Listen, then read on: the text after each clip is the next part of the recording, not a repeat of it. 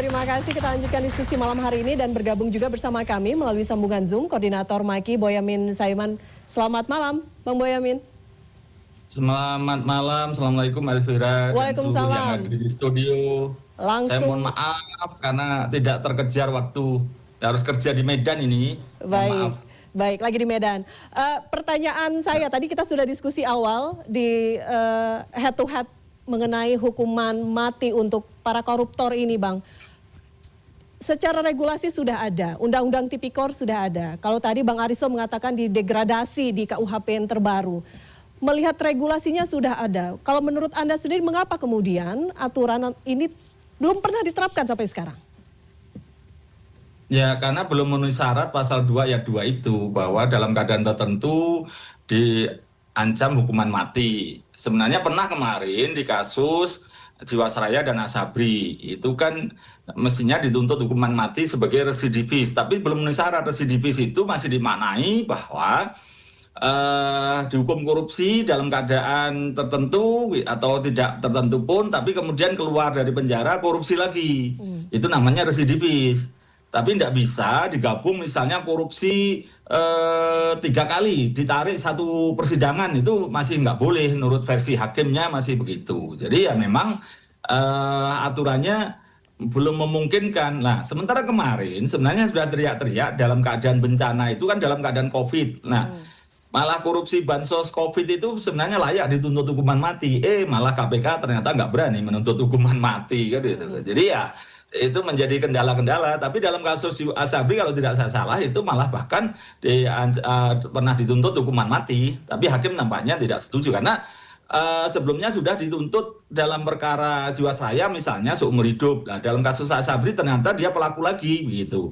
Nah, sebenarnya itu sudah memenuhi kualifikasi untuk residivis, tapi nyatanya oleh hakim belum dikabulkan gitu. Jadi ya memang suatu yang sulit lah kalau hukuman mati ini diterapkan, karena yang dalam keadaan bencana dalam waktu COVID aja KPK yang harusnya memelopori malah tidak memelopori itu gitu. Jadi ya susah lah Elvira, saya kira itu dalam sisi praktek gitu. Tapi ya sebenarnya kan isu yang utama kita sebenarnya kalau mau dalam jangka waktu cepat dan memperbaiki tata kelola kita supaya orang takut korupsi sebenarnya adalah Undang-Undang Perampasan Aset.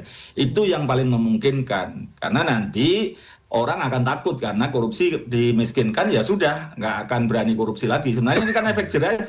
Di negara Cina aja kan hukuman mati memang untuk efek jerah, supaya negara yang begitu besarnya, dulu pernah zaman kerajaan Sogok menyogok misalnya begitu, kemudian pemerintahnya menginginkan ini kesejahteraan, dalam salah satunya anti korupsi, maka kemudian dihukum mati gitu. Nah, kita ini kan serba nggak jelas Elvira dan bapak-bapak semua.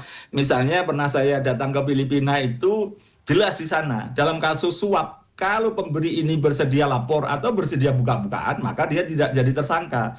Karena tujuannya apa? Untuk membersihkan birokratnya, membersihkan aparatnya, gitu loh Elvira. Jadi sehingga di Filipina terjadi seperti itu.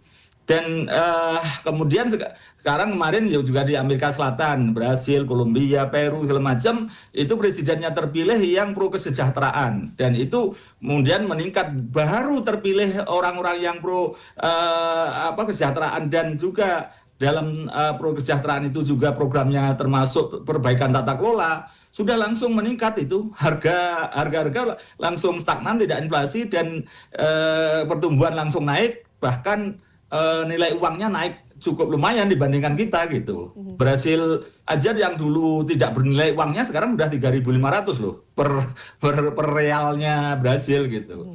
Nah, dibandingkan misalnya Ethiopia yang dulu tahun 80-an 90-an itu katanya kelaparan dan lagunya Iwan Fals, itu sekarang malu Iwan Fals kalau datang ke Ethiopia karena presidennya 10 tahun terakhir itu juga sangat tata kelola yang baik dan mensejahterakan dan menambah kepercayaan masyarakatnya, sehingga banyak hal yang bisa dilakukan. Baik. Dan itu sekarang sudah sejahtera. Setidaknya nilai pertumbuhannya naik.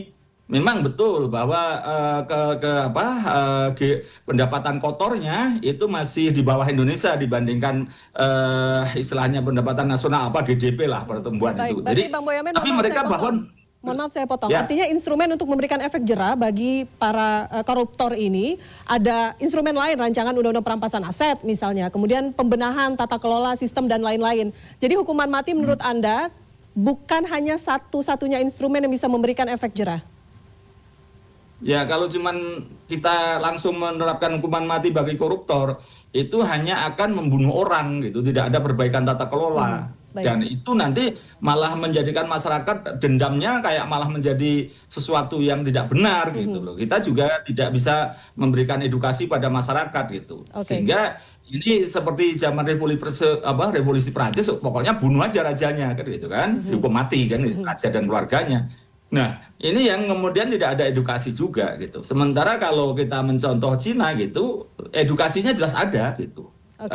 Rakyatnya juga disejahterakan. Dan kemudian beberapa hal seperti kemarin ada perbaikan-perbaikan, misalnya konglomerat tidak boleh punya 2 usaha misalnya, maksimal hanya 2 usaha, 3 nggak boleh, harus dijual, sehingga pemerataan.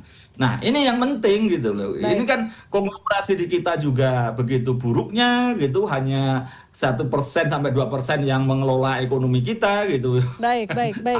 Di Baik. Sumatera dikuasai siapa Baik, gitu. Bang Boyamin, saya ke Pak Kiai sekarang. Pak Kiai, ada kekhawatiran begitu jika kemudian satu orang saja, tadi sempat menyebutkan ada kata dendam dan lain-lain. Apakah faktor ini yang kemudian menjadi pertimbangan juga?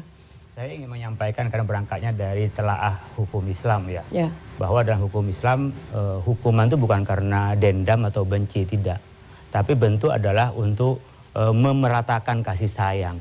Karena kalau tidak ada hukuman, orang akan melakukan dendam sendiri. Dan ketika tidak ada penegakan hukum dan kemudian dendam sendiri, maka kehidupan akan kacau. Maka tidak boleh hukuman apapun berdasarkan dendam, itu tidak boleh dalam kerangka hukum Islam. Yang kedua, ketika berkenaan dengan apakah itu satu-satunya hukum yang efektif, tentu pasti tidak. Kami pun di MUI menyatakan dari awal untuk perampasan aset. Karena itu bukan miliknya orang yang korupsi, bukan koruptor yang milik, ada milik negara. Maka ketika dinyatakan salah, maka harus diambil oleh negara, kan bukan miliknya. Soal pemiskinan tidak sampai mengambil hak orang lain yang memang punya dia, ya punya dia. Tapi punya negara otomatis diambil. Maka kami juga menyesalkan kemarin ketika pembahasan tentang undang-undang perampasan aset itu juga tidak diputuskan ya oleh DPR itu. Dan yang ketiga berkenaan dengan apakah orang yang salah tadi banyak akan kena semua. Ini kan tidak semuanya tidak ingin, tapi dalam tekanan. Di dalam Islam tidak melihat kepada soal ini motifnya dari mana, tapi siapa yang melakukan. Kalau nanti dirunut motifnya, maka tidak akan pernah ada penegakan hukum. Maka sekarang yang dihukum hanya berapa bulan, berapa tahun, pasti kalau dirunut pasti, oh sebenarnya bukan dia yang menjadi masalah. Apakah karena takut salah tidak akan melakukan hukuman? Tentu kan kita sudah ada mekanisme hukum itu. Oleh karena itu berkenaan dengan hukuman mati kita semua sepakat ada. Dan di dalam HAM pun diakui seperti halnya deklarasi hak asasi manusia yang dilakukan di Kairo ya kan, deklarasi diakui oleh PBB juga. Dan di dalam hukuman kita juga ada. Maka dalam batas tertentu boleh melakukan hukuman mati. Nah, begitu juga di dalam kerangka hukum kita. Kita belum pernah memberikan hukuman mati pada koruptor dan dianggapnya ini kurang berat gitu. Siapa tahu, kita kan juga belum ada survei juga apakah tidak melakukan juga akan lebih reda. Tapi begini, kalau tidak ada shock terapi dari hukuman itu, maka sistem tidak akan berubah. Ketika ada shock terapi, sebenarnya inilah awal untuk mengubah persepsi kita, sistem kita ini kotor dan harus diubah karena nanti akan banyak pembunuhan.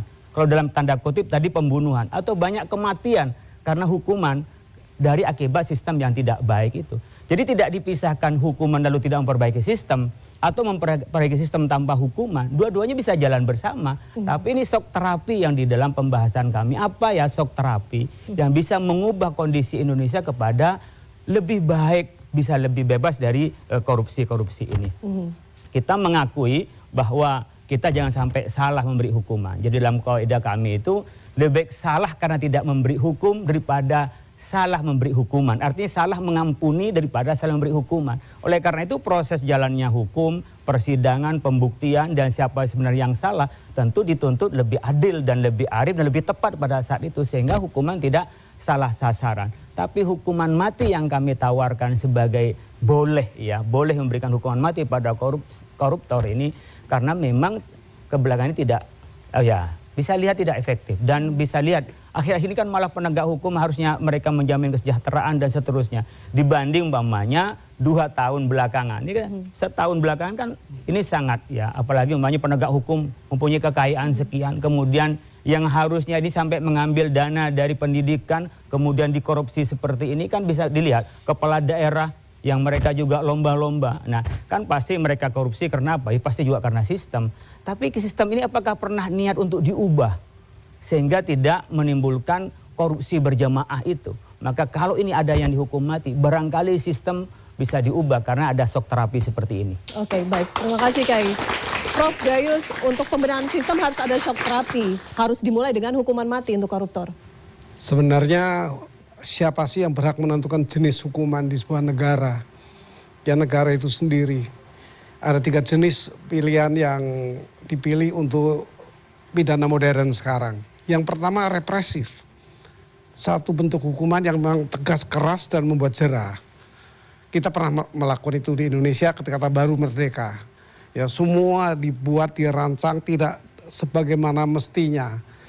Tidak yang perkara biasa ditangani oleh militer. Represif, Kokamtib, Kopstib, Laksus. Seperti itu. Itu pilihan, tidak salah. Ketika itu negara memerlukan seperti itu. Yang tahu tentang negara ini kan negara ini sendiri yang tahu. Kemudian otonom. Nah, boleh dikatakan zamannya Pak SBY lah. Itu pasti otonom dari Pak Harto ke seterusnya itu masih represif, kemudian otonom. Tetapi yang terbaik adalah responsif. Saya pernah bersama beliau di DPR. Setiap hari Selasa kami itu membuat hari jaring asmara. Jaring asmara itu aspirasi masyarakat. Nah, minta tahu ada apa di masyarakat yang perlu ditangani dengan undang-undang yang kita akan buat, kita bentuk kalau undang-undang. Nah, itu yang terbaik. Jadi kalau mau menempatkan tipikor ini harus dihukum mati, ya kita menentukan, DPR yang akan memastikan apa sudah relevan apa tidak bahasa MK waktu itu. Oh masih relevan. Itu ya bangsa ini sendiri yang menentukan. Nggak bisa orang lain atau ikut-ikutan negara lain, negara manapun. Saya pikir begitu. Jadi ada 3 jenis pilihan. Apakah mau represif dengan kekerasan, dengan militer, fine saja. Tergantung situasi ketika itu. Baru merdeka, kurang uang, tidak bisa dengan merekayasa yang baik, ya dengan represif. Ketika sudah mulai baik, otonom. Sesuai undang-undang yang menyebutkan apa, itu lakukan. Seperti itu. Nah, tapi yang terbaik adalah merespon kehendak masyarakat. Kalau kami di DPR waktu itu ya hari Selasa.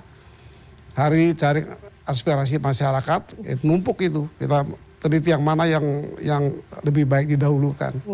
Nah itu kita bisa tahu nanti kebutuhan hukum saat ini ada tentang ini. Kita pernah punya hukum kebiri, bayangkan. Mundur lagi sekian abad yang lalu. Hari ini kebiri. Karena nggak ada dokter yang mau melakukan ya dengan suntikan. Seperti itu. Yang 2 tahunan dia tidak punya hasrat apapun untuk menyimpang. Jadi memang hukum itu tidak mudah untuk menentukan. Kenapa DPR sering ke voting kita? Ya yang menang pemilu ya menang karena kita menang suara. Sampai begitulah kita menentukan sesuatu kondisi negara. Jadi nggak mudah, nggak simpel, nggak gampang asal ngomong aja. Oke, pertanyaan saya ulang lagi Prof. Tadi Kiai mengatakan perlu shock terapi untuk pembenahan sistem yang saat ini yang dianggap belum maksimal gitu ya. Saya sepakat untuk menjadikan orang takut melakukan. Itu mungkin tujuan Pak Kiai mungkin itu. Sehingga dengan shock terapi ini orang takut. Wah jangan korupsi lagi. Mungkin itu. Tetapi itu kan semua pilihan-pilihan di mana negara yang menentukan akhirnya seperti apa.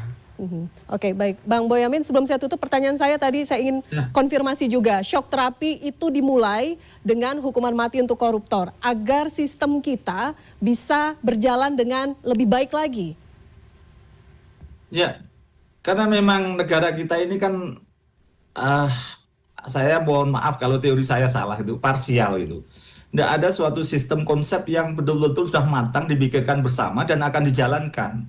Apa yang jadi kebijakan pemerintahan masa lalu belum tentu dilakukan pemerintahan yang akan datang. Nggak apa-apa. Saya pun tidak ada penolakan hukuman mati diterapkan. Karena bahkan saya pengen ditambah arti yang ada di Pak Nasir Jamil. Maksudnya kalau memang nanti ada undang-undang perubahan terhadap pemberantasan tindak pidana korupsi, mestinya diterjemahkan lebih banyak lagi yang hukuman mati pasal 2 ayat 2 dalam keadaan tertentu. Karena di sana hanya diartikan sebagai bencana alam dan residivis. Ditambah lagi Pak Nasir Jamil mestinya oleh penegak hukum. Karena apa? Asabri Jiwasraya dulu dituntut hukuman mati, itu Heri Hidayat dan Beni Cokro.